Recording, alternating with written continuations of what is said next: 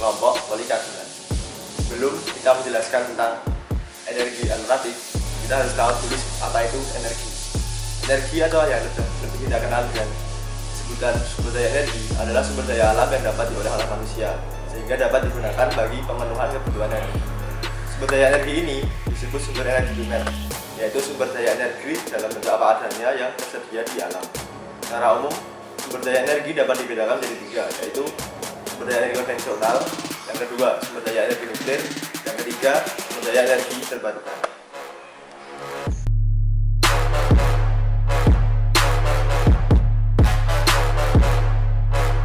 Perkenalkan, nama saya Amanda Rilendra Wahid dari Teknik Kimia 2020, kelompok polikarbonat.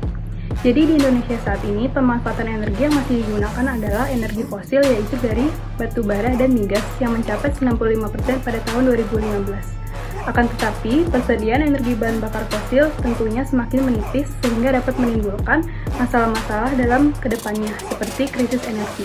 Oleh sebab itu, dibutuhkan pemanfaatan energi baru terbarukan sebagai alternatif dalam pemenuhan kebutuhan energi di Indonesia. Salah satunya adalah dengan memanfaatkan energi biofuel atau energi dari bahan organik. Energi bahan organik ini dapat kita manfaatkan dari sampah masyarakat yang ada di sekitar kita. Perkenalkan, nama saya Alexandra Natasha Mirella Wijayanto dari kelompok polikarbonat Teknik Kimia 2020. Pengembangan energi baru terbarukan yang berasal dari biofuel di Indonesia ini ternyata belum sepenuhnya menyelesaikan permasalahan lingkungan. Justru diperkirakan akan mengakibatkan permasalahan baru, yaitu terjadinya deforestasi. Oleh karena itu, diperlukan adanya penelitian yang rekayasa untuk mengganti bahan baku utama dari biofuel ini yang sebelumnya berasal dari tumbuhan seperti kelapa sawit menjadi menggunakan bahan sisa organik yang berasal dari masyarakat. Sampah organik yang dihasilkan oleh masyarakat setiap harinya ini dapat menjadi solusi bagi permasalahan deforestasi yang ditimbulkan akibat pengembangan biofuel sebagai energi baru terbarukan di Indonesia.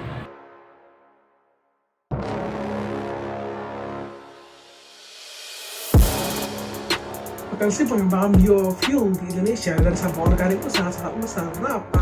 Setiap harinya Indonesia menghasilkan 175.000 ton sampah per harinya, dan itu tersebar di seluruh wilayah Indonesia karena tidak mungkin sih ada wilayah yang tidak menghasilkan sampah setiap harinya. Dan 60-65% dari sampah yang dihasilkan setiap hari itu adalah sampah organik. Potensinya itu sangat besar karena ketersediaannya sangat besar dan dihasilkan setiap hari. Jika kita berhasil mengolah sampah organik yang awalnya ini menjadi bahan yang tidak berguna menjadi bioenergi yang menjadi bahan yang berguna, yang kita bisa menciptakan suatu sumber energi yang terbarukan, energi yang baru dan bertahan lama, yang sustainable karena dihasilkan setiap hari dan ketersediaan itu sangat-sangat banyak. Karena setiap hari, baik industri maupun rumah tangga pasti menghasilkan sampah organik. Tidak mungkin ada rumah tangga yang tidak menghasilkan sampah organik setiap harinya. Jika kita menghasilkan sampah organik setiap harinya, kita bisa mengolahnya setiap hari, kita bisa menciptakan sumber energi yang terbarukan, yang ramah lingkungan, yang bertahan lama dan juga sustainable untuk generasi yang masa depan. Tren investasi dunia energi menunjukkan progresif yang positif di bidang energi baru terbarukan. Para investor juga mulai tertarik pada sumber energi yang bisa bertahan lama dan memberikan keuntungan yang jangka panjang. Tidak mengherankan jika mereka mulai melirik pengembangan energi baru terbarukan sebagai sesuatu hal yang potensial. Menurut United Nations Environment Program, tren investasi dunia di sektor energi baru terbarukan mengalami peningkatan. Meskipun fluktuatif, peningkatannya bisa mencapai 6-10% per tahunnya. Peningkatan tren investasi di sektor energi baru terbarukan ini disebabkan salah satunya yaitu ketidakstabilan harga bahan bakar fosil. Misalnya, pada awal tahun 2020, pandemi COVID-19 ini, permintaan akan energi bahan bakar fosil mengalami keterpurukan. Sedangkan sebaliknya, permintaan akan energi baru terbarukan mengalami peningkatan. International Energy Agency juga memprediksi bahwa pada tahun 2020 dan seterusnya akan terjadi permintaan yang cukup drastis akan sektor energi baru terbarukan. Ia juga memprediksi bahwa akan terjadi penurunan permintaan di bidang minyak bumi sebesar 8%, batu bara ada 9%, dan hanya energi baru terbarukan yang mengalami peningkatan, yaitu sebesar 1,5%. Dengan demikian, Pengembangan energi baru terbarukan di Indonesia merupakan sesuatu hal yang potensial, baik dari ketersediaan bahan baku maupun tren investasi yang terjadi pada saat sekarang ini.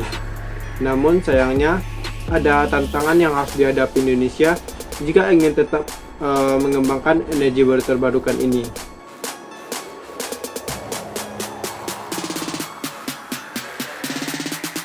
Sebelum masuk ke tahap pemrosesan, sampah organik di rumah tangga dipisahkan dulu antara yang organik dan yang anorganik.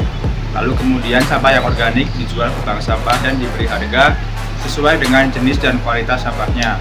Kemudian di bank sampah organik tadi dipilah lagi untuk dipilih mana yang cocok untuk diolah menjadi biofuel. Kemudian untuk pemrosesannya sendiri itu terbagi menjadi 3 sesuai dengan produk akhirnya.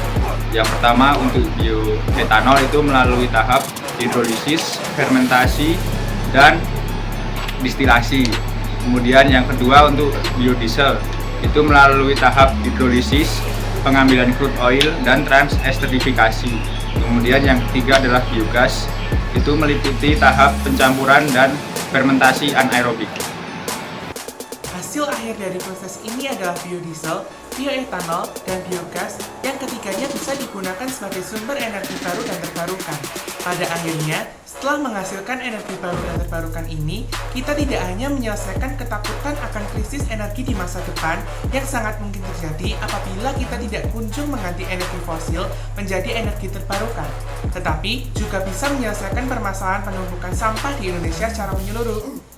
Sekalipun membutuhkan waktu yang cukup lama, hingga akhirnya biofuel dari sampah organik ini bisa dikomersialisasi kepada masyarakat, ide pembuatan biofuel ini akan tetap menguntungkan masyarakat baik jangka pendek maupun jangka panjang. Secara jangka pendek, masyarakat akan merasa diuntungkan karena bisa menjual sampah sehari-harinya kepada bank sampah. Kemudian, secara jangka panjang, masyarakat bisa merasakan energi baru dan terbarukan yang ramah lingkungan dan berkelanjutan.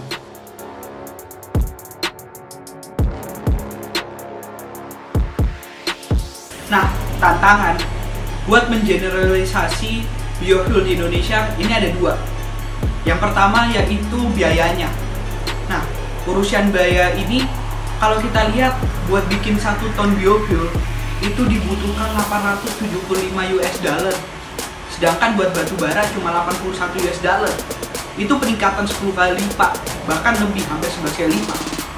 Selanjutnya yang kedua adalah teknologinya masih terbatas. Teknologi biofuel di Indonesia ini masih kurang. Bahkan alatnya aja baru ditemukan 1974. Nah, kalau kita lihat lagi pemerataannya bakal lebih susah juga nih. Lalu subsidi dari pemerintah supaya biofuel ini jadi murah itu bakal lebih banyak daripada kalau kita menggunakan bensin. Jadi menurut saya tantangannya ini tidak sebanding gitu.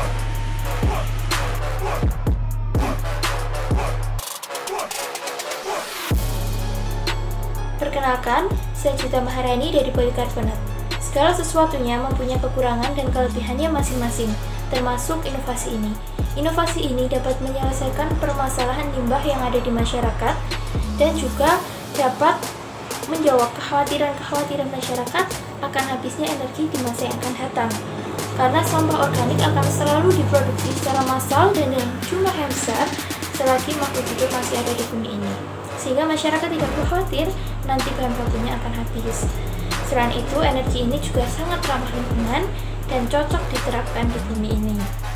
Namun yang perlu kita perhatikan adalah kita butuh waktu yang cukup lama untuk menerapkan inovasi ini secara meluas, terutama di Indonesia, karena keterbatasan alat dan juga biaya instalasi yang pada awalnya sangatlah mahal.